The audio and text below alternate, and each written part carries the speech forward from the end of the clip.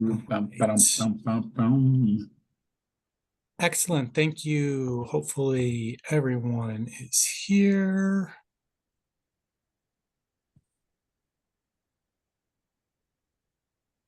Great. Thank you, everyone. This is Mike Salisbury. I'm the board administrator for the Community Access Enterprise Board. I'm going to just quickly share my screen, give a quick rundown of, if I can do this correctly.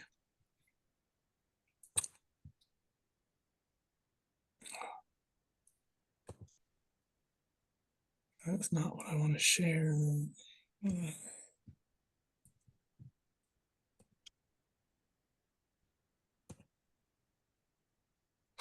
Oh God, I'm sorry. This is like does not look like I want it to look. It's Zoom. Here we go. Sorry about this. Getting there. We're okay, Mike.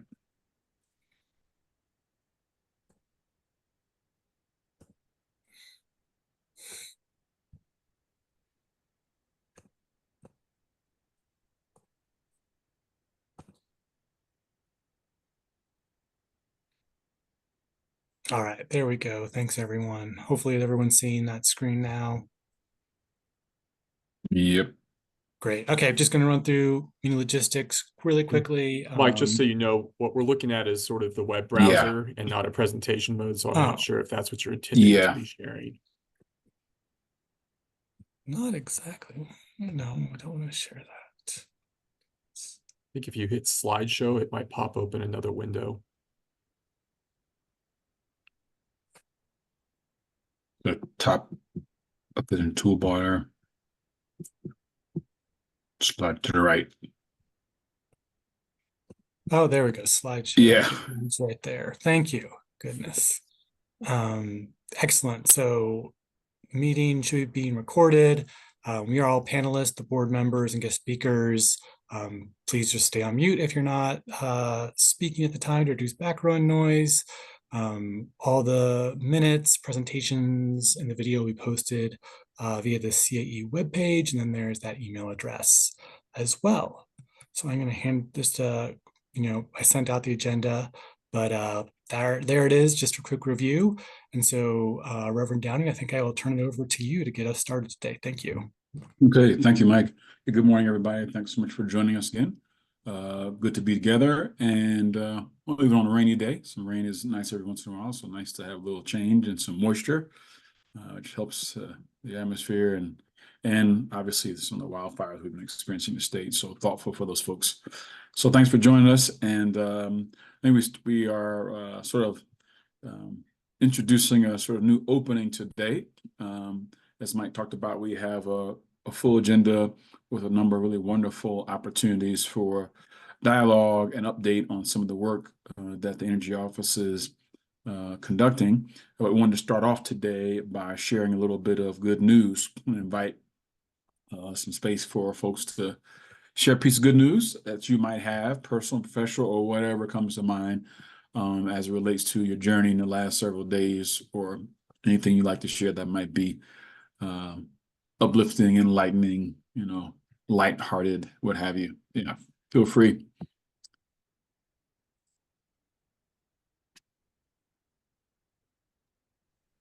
Gosh, it's a shy group today, Reverend. So I got to hang with a small group of environmental activists, I guess we'll call ourselves, with Senator Bennett earlier this week. He was in Steamboat. So it's always nice to have the senior leadership for the state come visit and talk about the mission we're working on. So that was my highlight so far this week. Really cool. Thank you. Anyone else?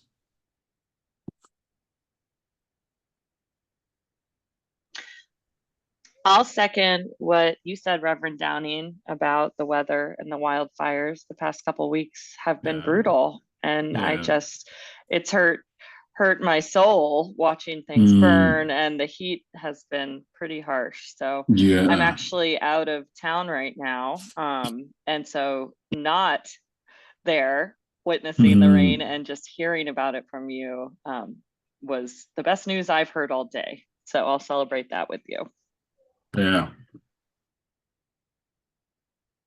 Thank you. Other thoughts, anybody? Good news.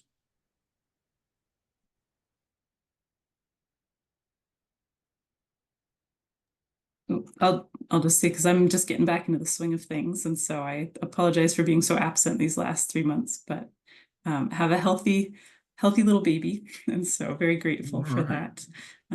And it's been exciting to get caught up and see, I met with the new Just Transition coordinator for the city of Pueblo yesterday, and Renee Martinez, and then was attending the Energy Advisory Commission. And it's just, there's a lot of momentum, a lot of great things happening, especially in the electric vehicle space. And so it's exciting to see what's been happening, what's going on. Super cool. Thanks, Laura, and congratulations. It's fantastic news. Yeah. Anyone else? Good news.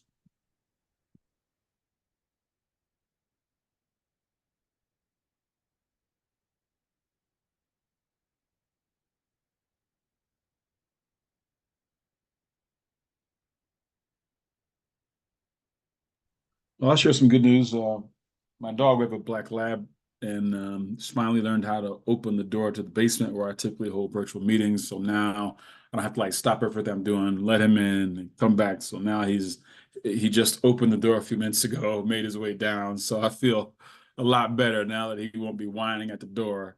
And he also is good knowing when the meeting's over, because as soon as he hears the conversation end, he hops up like, time to go for a walk. So yeah, he's a good meeting minder. That's awesome. What's his name? His name's Walker. Yeah, a lot of fun. All right. Other good news, anybody?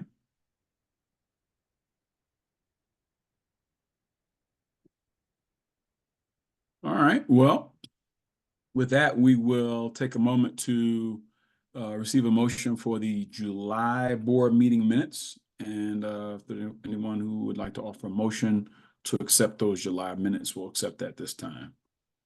I would make said motion. Thank you, Paul. Is there a second? I'll second that motion. Thank you. Thanks so much, Megan. Moved and seconded. All those in favor respond by saying aye, or show of hands, or whichever is. Aye. All right, I think that's everybody. All right, and with that, we'll move on to our first item on the formal agenda today, and that would be, well, maybe not first, maybe one of the first, and that would be a presentation from the SPUR program from Mika Burdett. And Mika, good to see you again. How's it going? Chair Downing, I apologize for interrupting. Oh, yeah. I just recalled that we may have a thin majority, and I do think Laura Getz did not vote on that. I think she might have abstained as she was not at the last meeting. Yeah, she wasn't at the meeting, yeah. So I'm not sure we actually have a quorum that has voted on approving those minutes. So we might want to push that to a future meeting when we have 5 voting members to approve those minutes. Thanks, David. I thought Laura had her, I thought it was a nod, so my bad, Laura. Yeah, we'll hold those minutes off for a future meeting. Mike, I guess Might you'll be able take to note do of it that. if Isamar or Darius are able to join us later in the call and we have a space, we can also try to do it then. Awesome, sounds good. Thank you, David. All right, thank you. All right, Mika, go right ahead. Thank you, Reverend Downing. Yeah, I'm excited to be here today to announce our new program, very recently renamed from SPUR to the EV Home Charge program. So this program is a pilot, and today I'm going to be going over all of the logistics and all of the background for this program. A little background on me is I am a program manager here at CEO, and I'm a program manager for the infrastructure team. Next slide, please.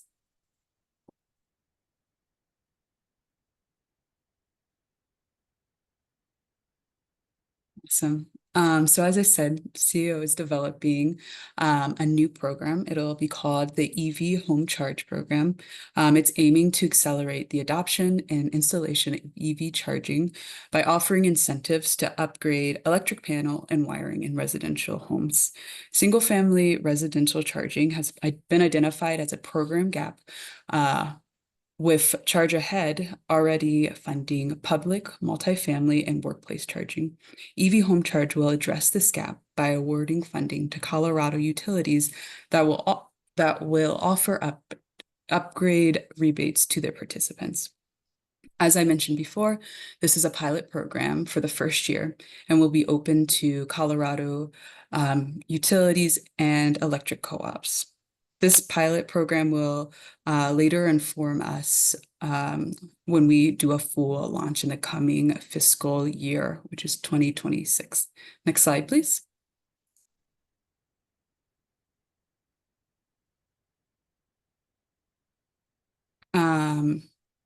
This program will also align with Senate Bill 2126 objective to expand and develop existing infrastructure needed to support the adoption of EV and mitigate environmental and health impacts from transportation use. This program will also support objectives in response to the Community Access Enterprise 10-year plan to provide statewide support with a focus on rural communities by providing upgrade incentives for residential housing. By awarding Colorado utilities and co-ops, this program will support those objectives to provide statewide support, including and focused in rural communities, with co-ops and utilities having a large geographical distribution. Next slide, please. On the right, you can see a map of disproportionately impacted communities in Colorado's. These communities were identified using the Transportation Equity Screening Tool developed by CEO. On the left is a map of Colorado showing the percentages of houses built before 1960. Darker shading indicates a higher concentration of such houses. For reference, houses built before 1960 often lack infrastructure to support even level 1 charging, usually because of requirements or upgrades that are required, such as panel or wiring upgrades. What's to note between these two maps is the many of the communities identified as disproportionately impacted also have a significant number of older houses. This overlap shows the importance of this program, of which an objective is to provide equitable access to charging infrastructure statewide, but as I mentioned before, also to rural communities. Next slide, please. The EV Home Charge program has been designed to be complementary of the HERE program. The HERE program objective is the electrification of efficient appliances. This was created as a part of the Inflation Reduction Act. Each state, territory, and tribal nation have formula-funded awarded allocations. Colorado's program for the HERE program is $69 million. The HERE program, very similar to the EV Charge program, will also offer rebates for service upgrades. The keynote to note the differences is there is strict income restrictions on the HERE program. This program will be focused more on moderate income. This program also ends in September 30th, 2031, while EV Home Charge will have funding through CAE without an expiration date. Next slide, please. So this program is funded through the Community Access Enterprise, thank y'all, with approximately $500,000 available for the first fiscal year, which we are currently in. Awarded funding must be used for distributing rebates that are focused on upgrading panels and wiring focused on EV charging. But the funding can also be used by utilities and co-ops to cover administrative costs directly related to the program development, such as program outreach or any admin fees that go into this. We anticipate making between 2 to 5 awards, with the maximum award being $250,000. As outlined by the CAE 10-year plan, the funding for this program will increase in the following year. Next slide, please. The EV home charge will have 2 incentive structures. The standard incentive amount can range from 250 to 500, resulting in a maximum total rebate of 1,000. Rebates can be split for wiring and electric panels. Utilities are encouraged to suggest a rebate amount within the listed ranges that they have determined would be effective in incentivizing the installation of home chargers within their territories. We also have an enhanced incentive, which is for participants that are enrolled in any low-income assistance programs, including but not limited to the Colorado Low-Income Energy Assistance Program, also known as LEAP.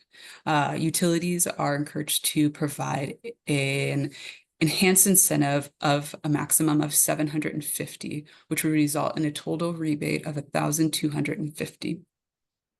Next slide, please.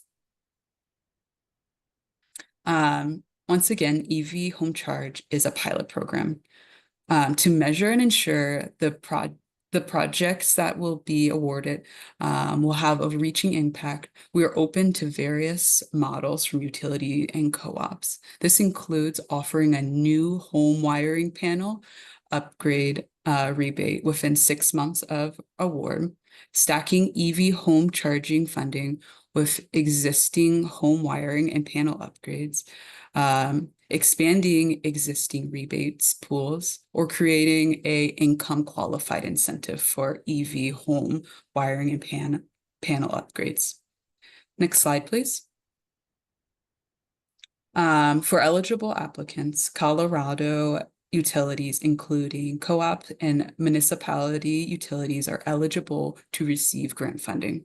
This program is not open to investor-owned utilities.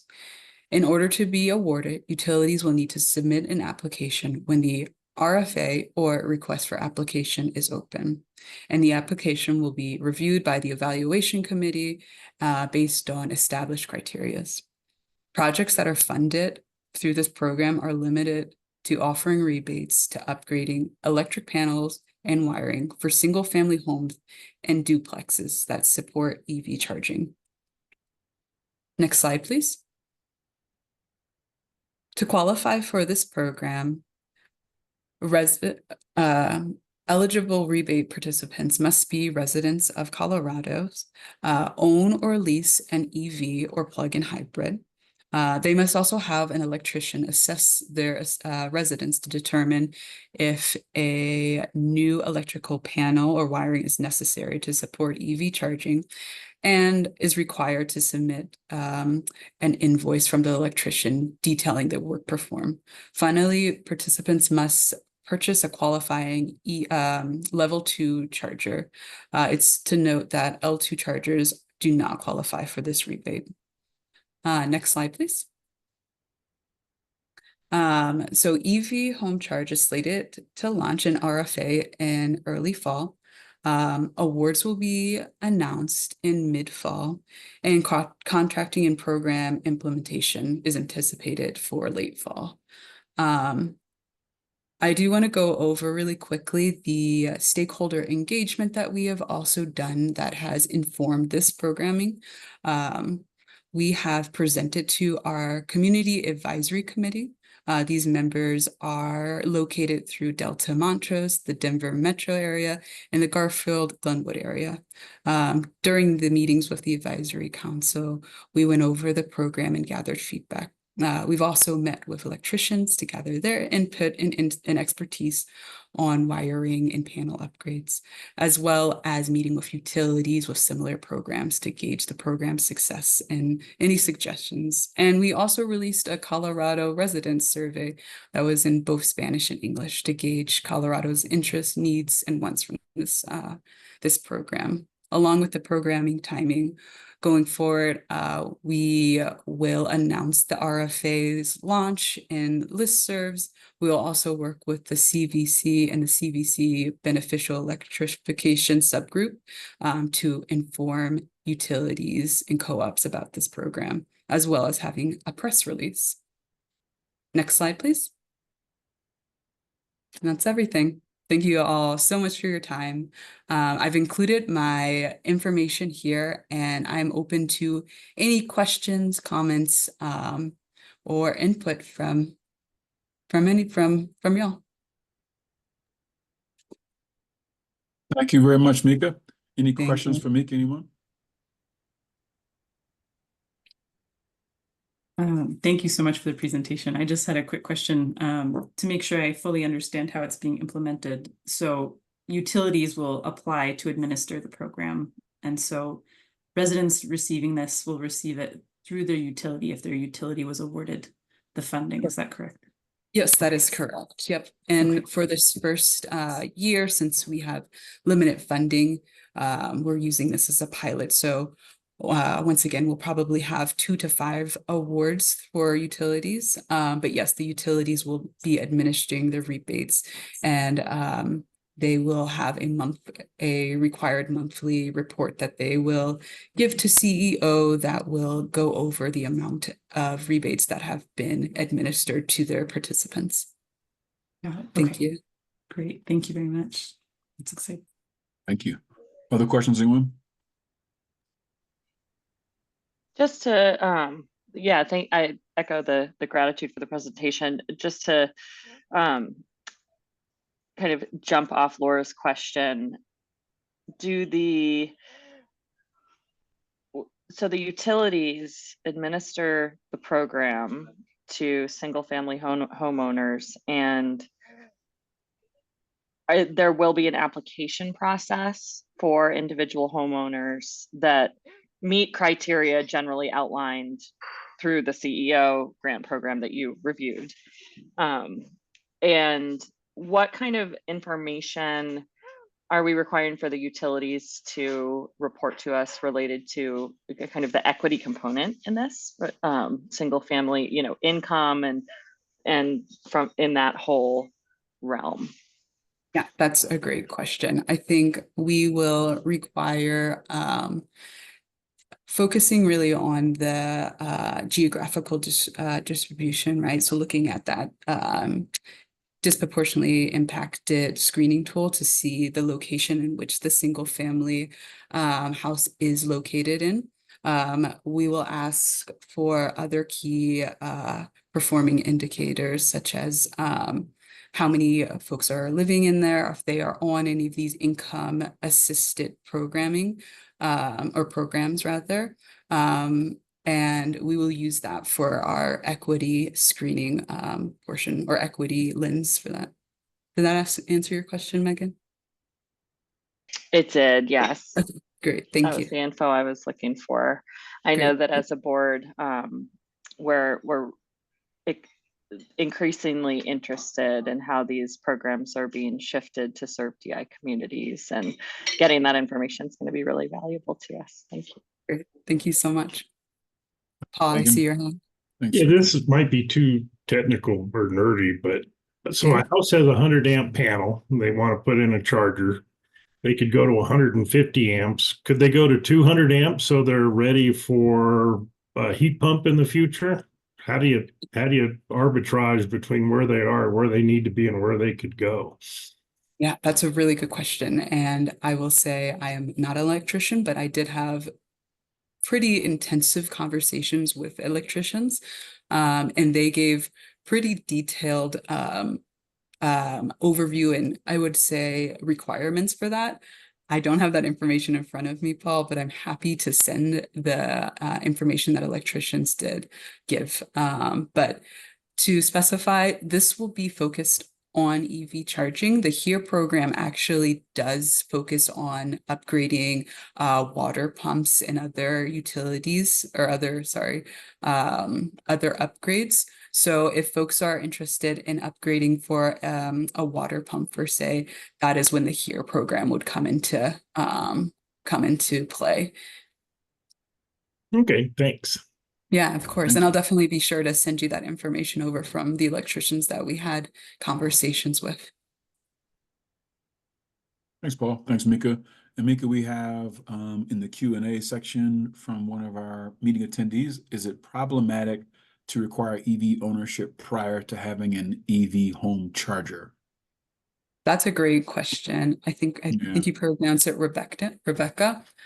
So one of the portions that we will include is a either owning, leasing, or proof that you are in the market for it, whether that be communication with dealerships, whether that be any sort of research that they can include in their information that they provide for that. I hope that answers your question, Rebecca. I definitely want to be cognizant that some people want to make sure that their single family residents can actually support EV charging before actually applying for this rebate. We do know that from the research, about 80% of folks do charge primarily at home. So we know that this is a key concern. And when people have EVs or considering it, that's definitely something that is at top of mind. So I hope that answered your question, Rebecca, and please put in the chat if you have additional. Thank you, Mika. Thanks, Rebecca, for your question. Other questions of Mika, anyone?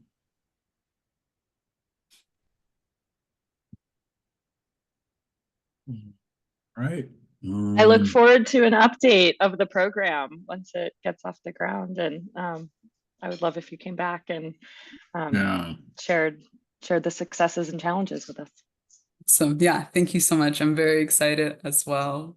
The whole team has been working pretty hard on this program, and it's crazy to think fall is right around the corner. So I'm very excited, and definitely will plan to come back and give a presentation to the board, just overviewing how the EV home charge program has come or is. So thank you all for your time, and please my email address will be in the slides that I provided. So please reach out if you have any other questions or concerns. Very exciting. Great work, Mika. Thanks so much for sharing your work with us, and great to see so many folks in providing input to the process, electricians and otherwise. Always good to hear that, sort of thorough process toward a new program. So exciting stuff. Thank you very much. Thank you. All right. So with that, we want to again thank Mika and now invite an update from Xcel Energy's 2024-26 Transportation Electrification Plan from Charlotte Huff. And so I want to invite Charlotte in at this time, and floor is yours, Charlotte. Reverend, I don't think she is here yet. We are amazingly enough running a little bit ahead of schedule. I asked her to come in a little after 10:30, but she might be running a few minutes late. In light of that, I might recommend we do have another item after her on the agenda to briefly talk about some of the key performance indicators. Why don't we do that? Item up, and hopefully she will join us in the next few minutes. Sounds like a good idea to me. Great. So Mike, yeah, great. Hold on. Go right ahead. In the background, of course.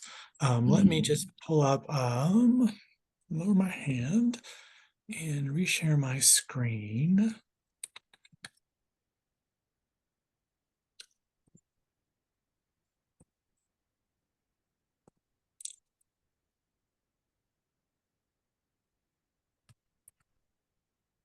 Sorry, let's go through the slides real quick. So thank you, everyone. I had sent out a message earlier or yesterday, want to touch base about this. These are the key performance indicators that were developed as part of the called out in the 10-year plan for the community access enterprise, that, there was interest in having us and the board, keep track of these over time to understand, how programs are being evaluated, how we're thinking about programs. And I wanted to take the opportunity to kind of just revisit these with the board. First of all, because there are several board members who are not with the board when these KPIs were developed. So I wanted to give an opportunity to provide additional thoughts or feedback into these. Should they be different? Should we think about other things as well? But also just talk about how we're approaching this as an office. So we are doing some tracking already of several of these. So things like uptake among DIC, IQ individuals, spending in disproportionately impacted communities. You can see some of this on the CAE dashboard. We do track by funding going to different DICs. We also have some numbers on, number of individuals being served, number of awards. And I think my hope is I'm kind of digging into this data as I become much more familiar with CAE and CEO's work. And I'm hoping to present some of this at a high level, perhaps at next month's board meeting. But, again, wanted to just give board members a chance to say, are we missing something here? Are there things on this list we really want to prioritize? Are there additional kind of KPIs or equity metrics that you would like to see us look at? Or things on this list that you're like, well, that doesn't, maybe we don't care about that as much. Anyway, I really wanted to have a brief, discussion today about that and see if there's any thoughts or additional feedback on what we have in the 10-year plan, and if there's any additions, changes, adjustments, and what you all would like to see as potential, how we can best report out on these to the board.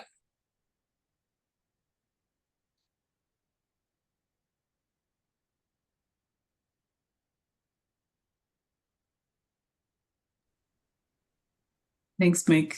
Oh, sorry. Go ahead, Megan. Okay, thanks, Laura. I'll jump in. When I was looking at these earlier and kind of thinking through them and looking at the different, programs that we fund, I had a difficult time kind of understanding how each metric may or may not apply to kind of each program and what specific information we're getting at the program level that roll up into these KPIs. When I was looking at our dashboard for the CAE, it was just a little bit it's great that you can filter for program and how much funding goes towards disproportionately impacted communities. But as a board member, I had trouble connecting the dots around the program specifically and these KPIs, and then the output of the overall data and what that looks like. Because I know some of our programs are focused on not the individual, and whether it's complexes or municipalities. So how the data kind of gets rolled up, and I guess that's something that I'm interested in, to be able to then think critically about what other KPIs we could use. The first thing I think, and then Laura, I'll let you you can go. The first thing I was thinking is we've talked a lot about accessibility and ease of application around these programs, and I don't know off the top of my head how to put that into a KPI. And when I was thinking through it, a lot of these KPIs may be reflective of the ease of application. So there may not need to be a specific one about that. But I know that it's something Isamar has consistently asked about, how are we making the application process streamlined and easy for folks, especially within different demographics. So that was my first thought. And then I kind of went down this rabbit hole around, okay, how are these all connected? And how does all the data roll up? So I'll stop there. Thank you. Thanks, Megan. Mike, any feedback on that? I know Yeah, thanks, Megan, for some of those thoughts. It's really good, I think, questions. And I think, what I'm hoping, and maybe again, as I'm trying to build up, because some of these things match up pretty cleanly with some of our programs, others not as well.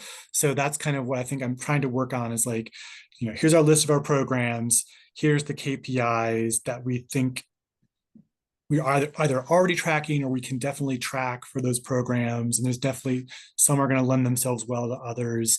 So I think, I can kind of commit to like building out a little more of a framework that you all can kind of get a better sense of like, this e-bike program, we can track it these 3 ways. The VXC program can track these 4 ways. Charge Ahead Colorado, we're tracking this way.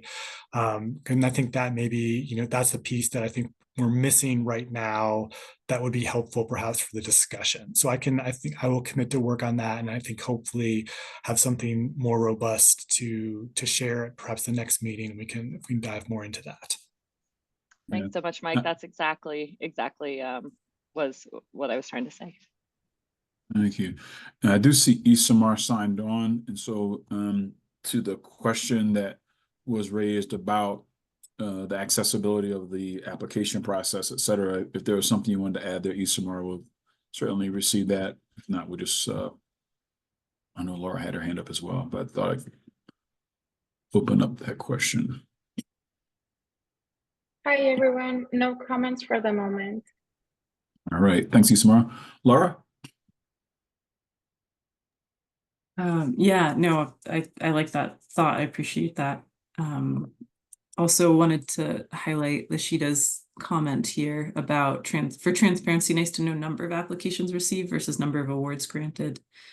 An indicator of success of measuring the reach of the program. That's a great thought. I do like that a lot.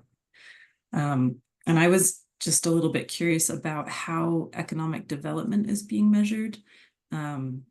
Support for local industries and employment.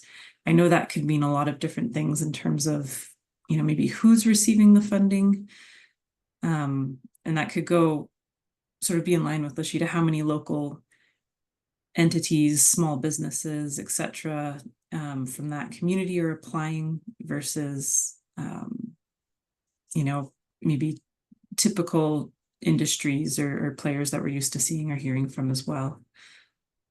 And then just a thought, I know it's difficult with KPIs to get more qualitative, but I don't know if there's been any consideration around qualitative measures of just perceptions of EVs, if this, these programs are changing perceptions in communities, if that could be tied to any regular surveying that's happening. But again, I know that can come with quite an expense, and so wouldn't want to necessarily burden the group or the enterprise with expenses to try and capture that. But curious how we might be able to tie it in as well.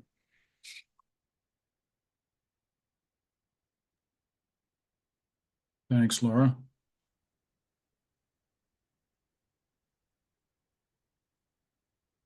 All right.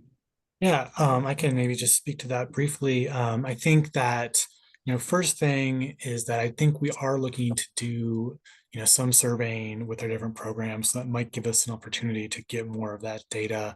I think the economic development question is a really interesting one because I think it's it can mean a whole lot of different things and could be tracked in many, many different ways.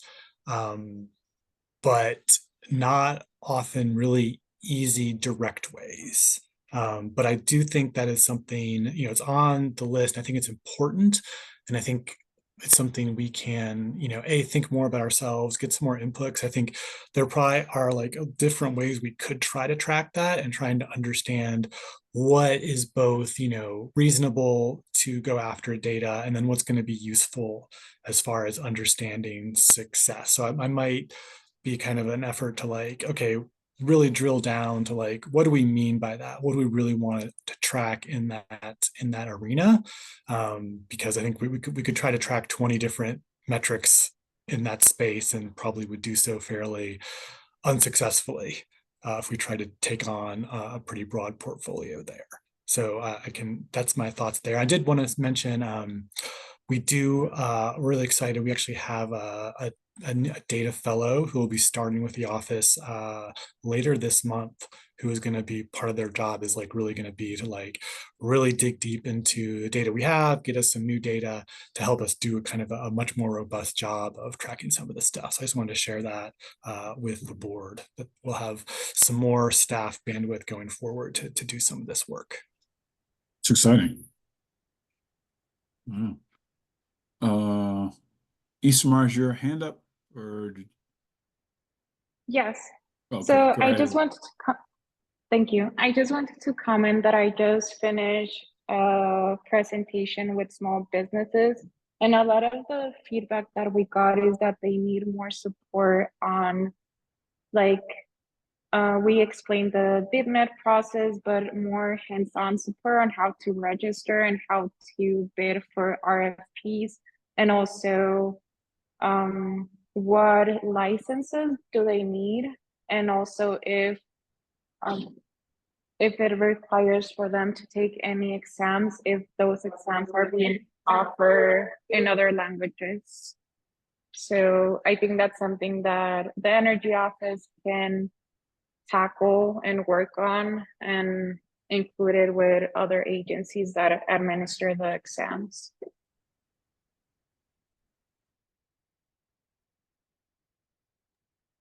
Thanks, Isamar. Any thoughts on that, Mike? Or... No, I think it's a good comment. I think definitely always, you know, how again can go back to the ease of how do we make the programs, the applications accessible to, you know, small businesses as much as possible is definitely something we want to be working on. Thank you. Other questions, anyone? Feedback, input on those key performance indicators? Okay. All right. I see Charlotte Huff's on, and so thanks, Mike, so much for sort of representing those key performance indicators and opportunity for feedback, and we can just keep those in front of us. And obviously, some of those have been accomplished, and others of them we can just continue to check in around as we move forward. So thanks so much. Did we miss anyone, though, on the KPI conversation? Any comments or questions? Okay. Okay. So with that said, I want to welcome at this time Charlotte Huff from Xcel Energy to share her update on Xcel's transportation electrification plan. Welcome, Charlotte, and thank you. Thank you. Can you all hear me all right? Yes. Perfect. Just give me 1 second and I'll share my screen.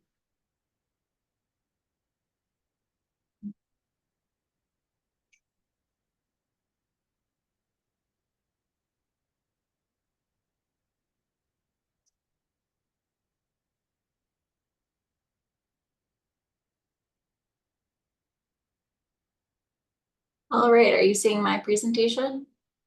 Yes, Charlotte. Great. So thanks for giving me the chance to speak to you all today. I'm going to give an overview of our recently approved 24 to 26 transportation electrification plan. My name is Charlotte, and I'm a reg policy specialist at Public Service. And so we recently got a final decision from the commission in response to applications for rehearing, re-argument, and reconsideration, which means that now we have final decision points around all of our proposed programs and our initial application. And the team is, moving forward with program implementation. So I just wanted to start off by giving a brief overview of kind of the portfolio view of the TEP. So our TEP is broken into 6 portfolios. We have advisory services, which aims to spread awareness and education about EVs. So that's currently captured in the TEP. We'll be continuing that. We also have our clean vehicles portfolio, which is focused on incentivizing the purchase or lease of an EV.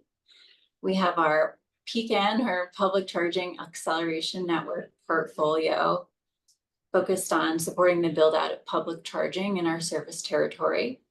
And then we have our residential, commercial, and innovation portfolios.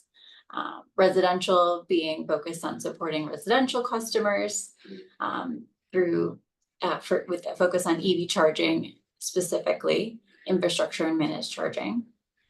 We have our commercial portfolio, which supports commercial customers.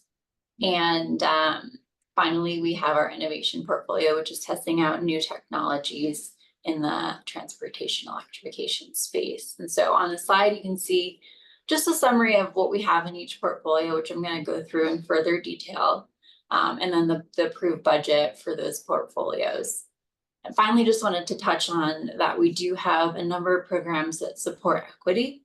So supporting income qualified customers or customers in disproportionately impacted communities, from our IQ purchase and lease rebate to our enhanced home wiring rebates, our enhanced commercial charging rebates. Our public charging portfolio will actually be incentivizing public charging in disproportionately impacted communities moving forward.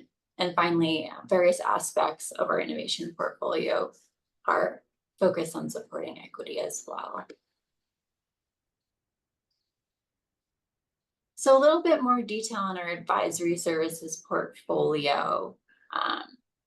For this TEP, we're largely going to be building upon and improving and continuing a lot of the work that we already have in place. And so that's kind of broken into 3 buckets. We have residential advisory, commercial advisory, and community advisory.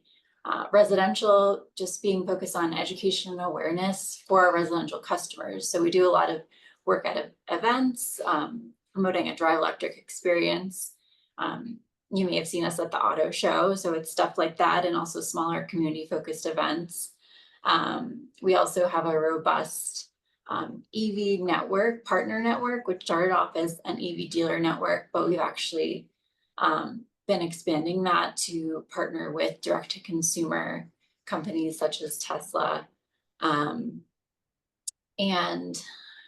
Finally, we just do a lot of advertising and media, as well as having digital tools on our website to connect customers with more information around EVs and EV charging. Additionally, we have our commercial advisory, so that's focused on our commercial customers. Includes our FEEP program, which is a way for companies or organizations that want to electrify their fleets to get more data information about the costs and benefits of that. And then we're planning to build out a trade ally network for commercial vehicles. That's kind of going to be similar to the residential EV network. We'll be offering some workforce training, as well as just doing some general education and awareness targeted towards commercial customers.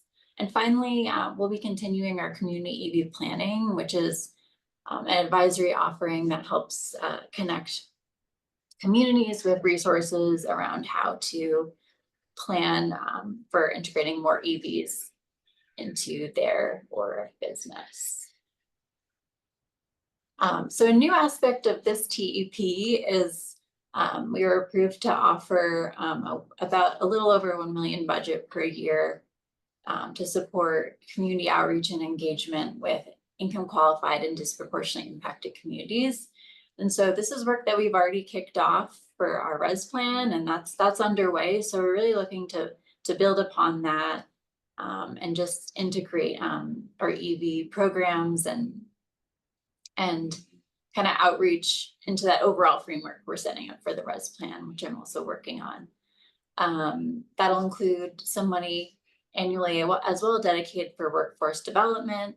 And then in general, just funding for community-based organizations to do everything from like education and awareness, just general community engagement, soliciting feedback about our programs that can hopefully just inform like future improvements and modifications. And we will also be soliciting feedback on the open innovation portfolio, which I'll talk about a little bit more later in this presentation. Yeah, I can save questions for the end, or I'm happy to just stop throughout. Is there anything that's coming up for folks related to topics I've discussed so far?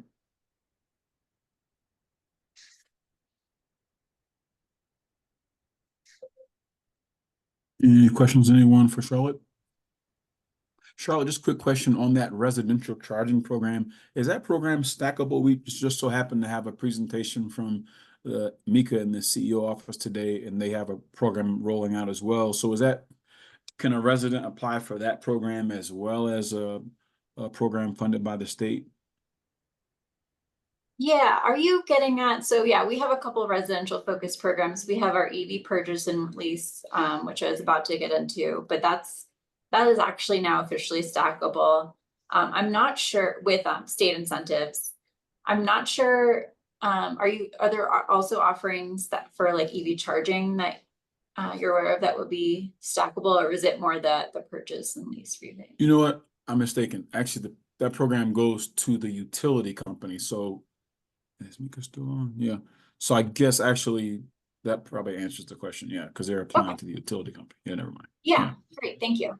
Mhm. But you are raising a really good point that we are excited that our income qualified purchase and lease rebate summarized on this slide is now stackable with state incentives as well. And so really think it's becoming a very popular offering. I think it has been, but even now, I mean, I think there's just a lot of value that residents and customers can get from, these various incentives. So that's exciting, just making transportation electrification more accessible.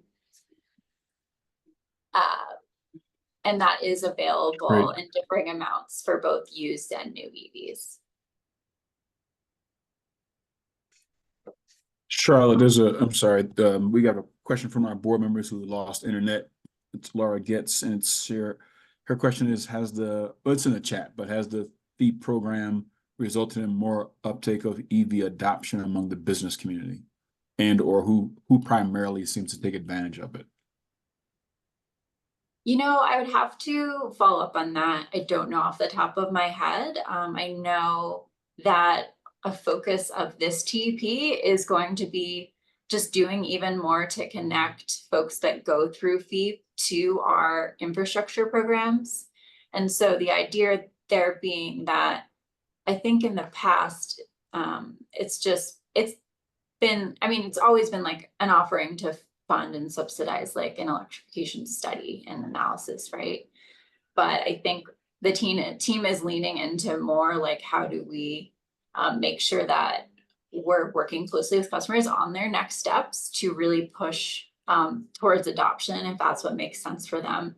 And so I think part of our advisory budget for commercial really will be focusing on getting customers from the study to funding infrastructure. And so in terms of specific adoption, I don't have that at my fingertips, but I could definitely follow up. Thank you. And then Charlotte, there's a question from RJ Harrington in the Q&A. I think you're able to see that maybe, but it's basically asks the timing on the rollout of the programs, which I'm sure you'll get to in a moment anyhow. Yeah, so I don't have an exact timeline. I think what it just looks like right now is that any program that is being discontinued from the first TEP, those have closed or in the process of closing, and that it's really just there is a bit of a longer time horizon for like newer offerings that need to launch.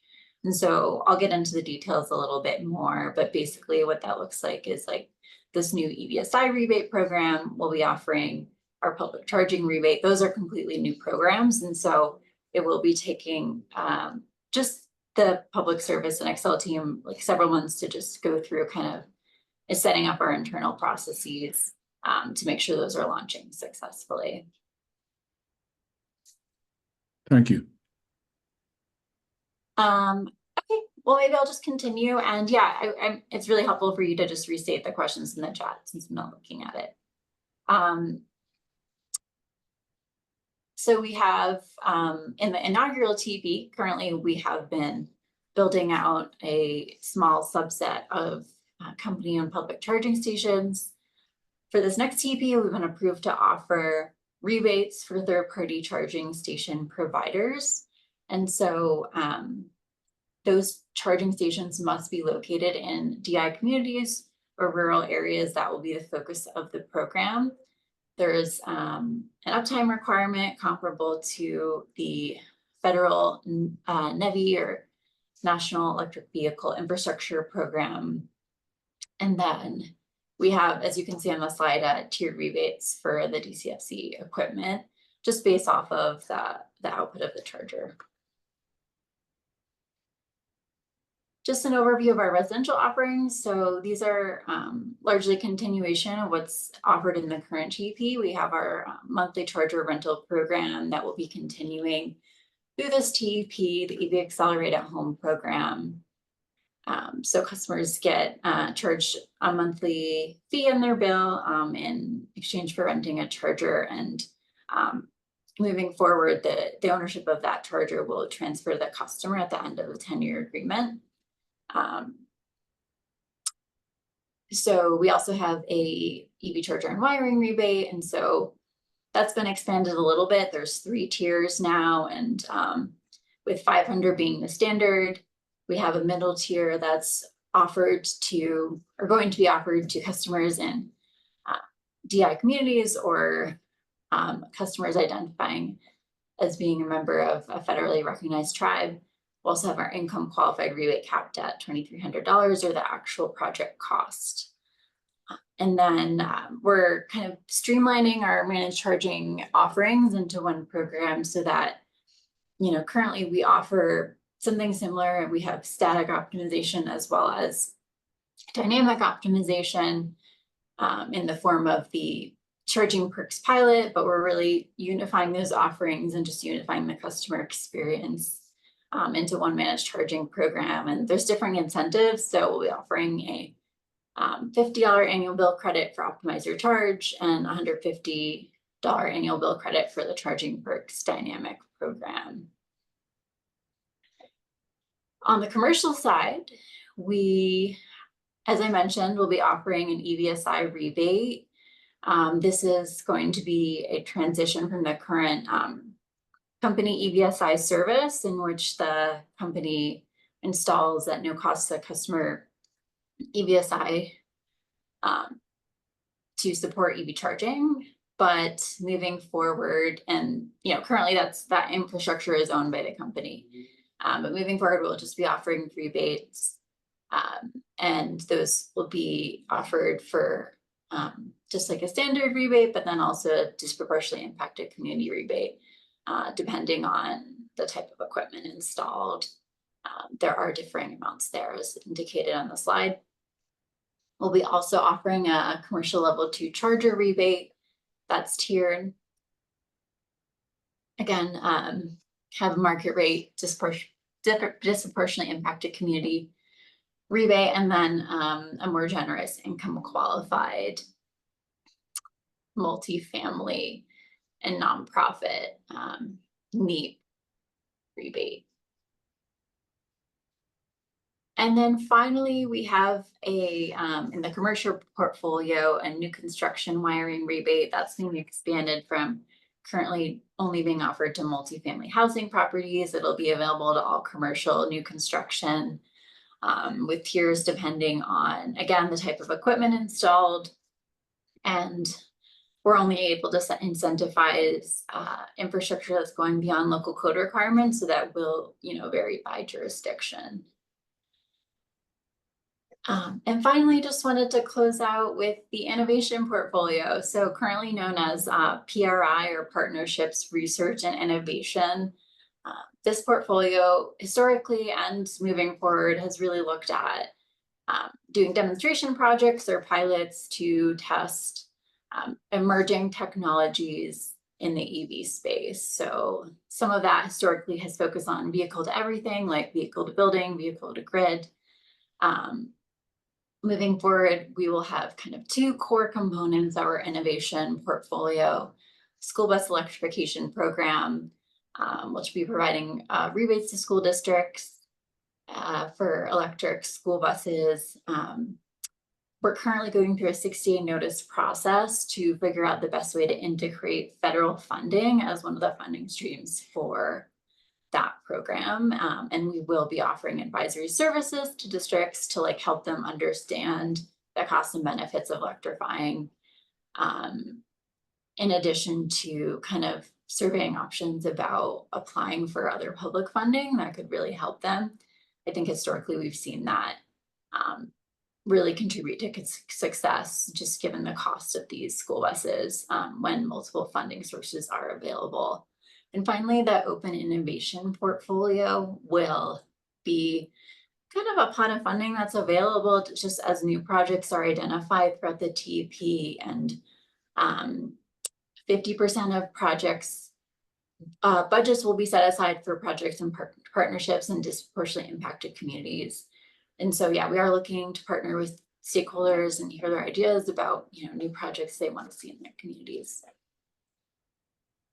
So that's what I have prepared, and happy to answer any additional questions on any of this.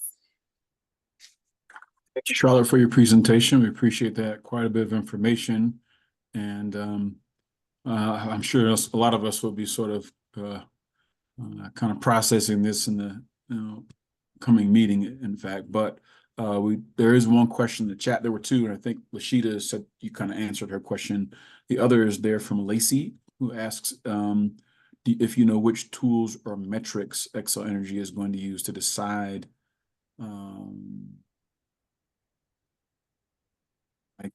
okay, Mike, you don't answer that. What does it say? Mike would like to answer this question. I don't know what that means. Yeah, it asks about what metrics are being used to determine how to identify those communities. I don't know, Mike, that was a note in the question. I'm not sure what that was. Sorry, Reverend. I was trying to say it would be answered live. I didn't realize I was volunteering to answer it live. I'm gotcha. Ask Charlotte to answer that live. All right. Sounds good. So I think I think what this question is getting at is like our disproportionately impacted community offerings. Is that correct? I think it's asking how Xcel went about identifying which communities are disproportionately impacted, I think. Yeah, no, I think that's right, Reverend. Just what the tools or metrics or how Xcel is making those determinations about who or where is going to qualify for those DI or DIC incentives. Yeah, so and then I see a hand up from Lacey. Is that the same or different question? I don't know if they wanted to restate their question.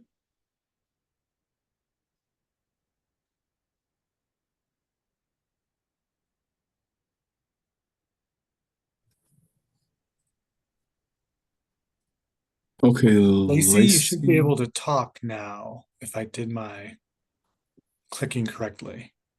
Hi, can you hear me okay? Yes. Yeah.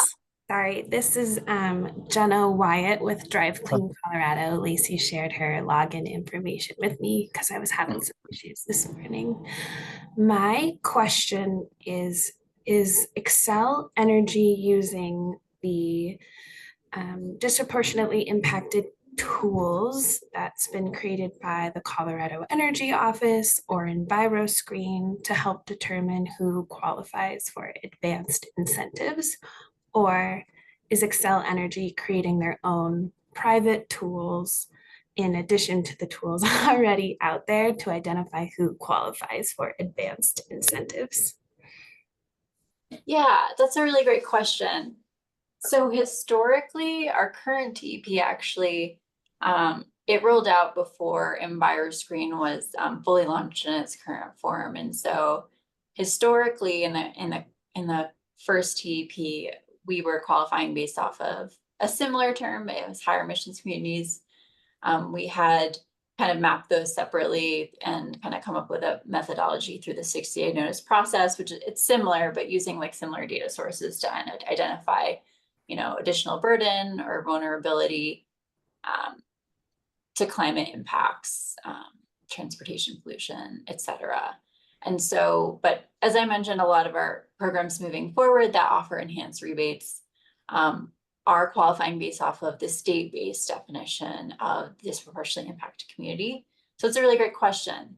I think how that will be implemented could vary. I know we definitely like to point customers to the state-run EnviroScreen program and mapping tool. I think also what we have done historically or looking at doing is just, using the same source data, but making it kind of talk to our internal systems. And so that someone on the program side can easily check availability, like, is this address in a disproportionately impacted community or not? I hope that answers your question. Yes, thank you. Appreciate it. Thank you for the question. Thank you, Charlotte. Other questions for Charlotte, anyone? Laura. Yes, thank you for the presentation. I was just curious about the electric school bus offering, which is a really exciting one. But it said districts need to have a minimum of 6 buses to participate or apply for that. And I was just curious what the rationale was. Just in my experience, especially with working with rural school districts, they often like to start with 1, maybe 2 buses to get their feet wet, before they do anything drastic. And that often leads, to them next round going and purchasing a lot of school buses. So I was just kind of curious about that. Yeah, that's interesting feedback. I think I've heard something similar. Currently, the program's at 6 buses because part of the program is also looking at testing like vehicle to grid, vehicle to everything technology. And I think it's based off of what type of load you get from having 6 buses available to test those use cases. But I think I certainly have heard that like different federal programs might have different requirements in terms of number of buses. And so to the extent you have feedback around like what is useful for smaller school districts, like I'm sure we'd love to hear that and connect with you on that.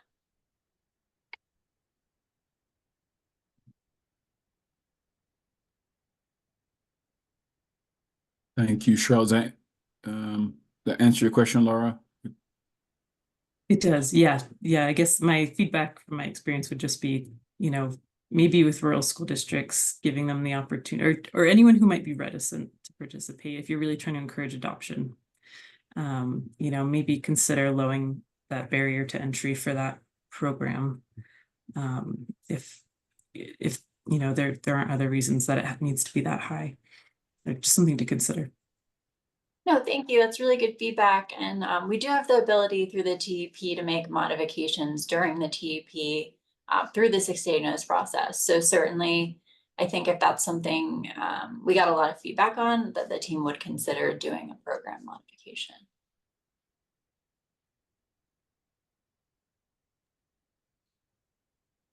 Thank you. Thanks, Laura. Thank you, Charlotte.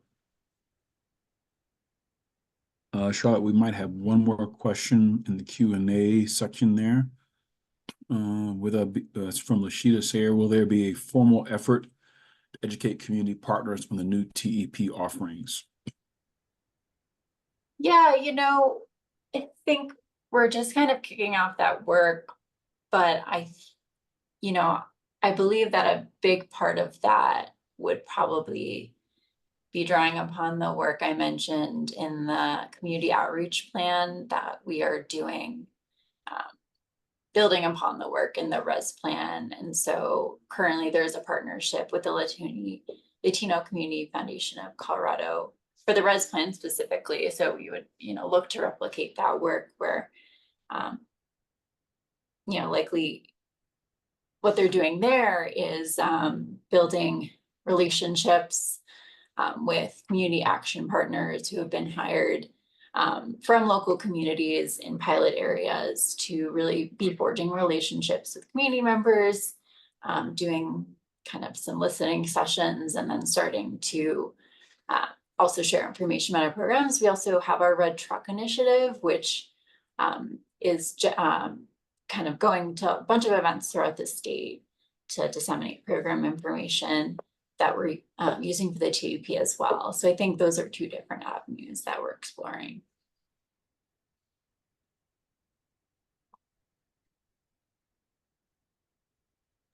Thank you very much, Charlotte. Other questions, anyone for Charlotte? Okay. We'll see no other questions. Thanks so much, Charlotte, for being with us today. And thank you so much for sharing all the work that Excel is doing. It's really exciting programs and really wonderful opportunities for Colorado residents. So thank you so much for your work. Thank you. And thank you for having me. Yeah. Charlotte, I do have a sort of unrelated question. So is public service the same as Excel Energy? I heard you say that today. I should have explained that, but yeah, public No, that's service okay. is the Colorado operating company of Excel Energy. And so we use the term public service when we bring any sort of application for new programs or cost recovery in front of the commission. But then for our customer facing materials, we'll say like Excel Energy Colorado. So I can understand how that'd be confusing. Yeah, thank you. Yeah, I'm not from Colorado, so I've heard public service before. And whenever it comes up, I'm always like, what are they talking about? So thank you so much. I appreciate that. Of course. Thank you. All right. Have a great day. Thanks so much for being with us. Okay. All right. So with that, I think, Mike, we are, there's my dog. I think we're at the end of our agenda. And we've got, hold on there. We could potentially try to approve the minutes from the last meeting. Then Reverend, you had the item about the board report that you wanted to share about. All right. If you want to carry those minutes while I check on my dog here, Mike, I appreciate it. Let's see. I think I don't know. Can I formally ask for a motion to approve the minutes? We had a motion. We had a second. We had a motion. That's right. So we just needed a final vote, but we just lost our quorum because Reverend Downing left. And you might just want to inform or we could take the folks who came in late and say that now we're all here. Let's call the vote before we lose anybody else. And maybe just restate the motion in the second for Commissioner Isamar so that there's awareness of what the discussion is. So I move that we approve the minutes from the July meeting. Somebody seconded that, but I can't remember who. Megan did. Okay. And we'll call for the vote again. Reverend? Yeah, all those in favor respond by saying aye. Aye. Aye. Aye. Isamar's got a thumbs up. Laura's abstained. So I think the motion carries. 1, 2, 3. It's me and Ryan. Did you vote? I'm sorry. Yeah. Yeah, thumbs up. Got it. All right. Thank you. Okay, yeah, we've got it. All right. Yeah, so thanks so much for passing everyone and allowing us to move those minutes forward. So yeah, the last item was just kind of circling back on a consulting collaborative we had with Civic Consulting. I want to thank all our board members who shared in the process of kind of checking in around our board dialogue, our board processes. And I think they started with like one-on-one interviews back in the spring, maybe early summer, something like that. And that would have been Jacob and Marisol. And so if you had a chance to sit in on the conversation with them, thanks so much for your feedback. And so what we'll do, I'll check in with Mike and we'll just make sure we send out the results of their sharing with us and any recommendations that came from the board members individually that we can act on collaboratively. But I think a couple of the common sort of pieces of feedback that they got were just kind of which we certainly, I think, are doing more of, but the idea of the value of open dialogue and conversation around topics like today. We got a really comprehensive and valuable report from Excel Energy, and maybe opportunities just to kind of sift through some of those reports together as a group, and the opportunity just to sort of execute more open conversation about some of the really wonderful things that are happening in our meetings. And so we'll send out the full outcomes of that sort of survey process, conversation process, that consulting process, and then talk about ways that we can implement some of those findings in our work together. So you'll get those by email shortly, and then next meeting we can kind of, I think, spend a little time just talking about how we want to implement some of the ideas that you as board members shared, and any recommendations that may come from the consulting team as well. But Mike, did you have any other feedback on that? No, Reverend, thank you. Yeah, just thanks for everyone for participating in that. And we'll share that out, and then we can maybe have it makes sense to have a discussion at our next meeting. Awesome. Thank you so much. All right. And just before we close, having concluded our agenda though, was there anything in light of those thoughts, anything that anyone wanted to circle back about from that we may have missed today, or, in sort of moving through presentations, any lingering questions that we might be able to address before we wrap? Paul, see your hand up. Yeah, not quite on that line, but I just want to confirm we're planning on an in-person meeting on the 12th of September. Good question. Yeah, thank you, Paul. That was coming to mention that. My phone's ringing, of course, as I say this. But yeah, that is the plan. Is the next for September 12th. There will be an in-person meeting at the Energy Office in Denver. That is the plan. I'll just kind of making sure I'll send out an email reminder, making sure people can make it. We're also thinking to, like we have been doing in the past with, I think, the December meeting, but also having kind of an informal, lunch afterwards if people are interested in doing that, just to give opportunities for everyone to, more informally hang out and make use of our time together.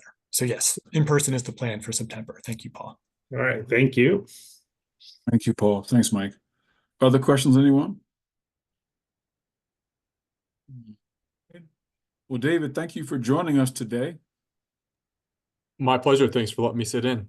Yeah, we appreciate it. Thank you. Thank you. And thank you, Mika, for your presentation. Appreciate that information. And again, hope everyone has a great rest of the summer, what remains of it, and enjoy this sort of cooler day and a little bit of moisture in there. So thank goodness for that. Yeah. Well, thanks a lot, everybody. Have a great day, and we'll see you in September 10th. Is it, Mike? 12th, I believe. 12th. All right. See you, everybody. Thank you all. Have a great day. Thank you. Thank you. Thank you. Thanks, everybody.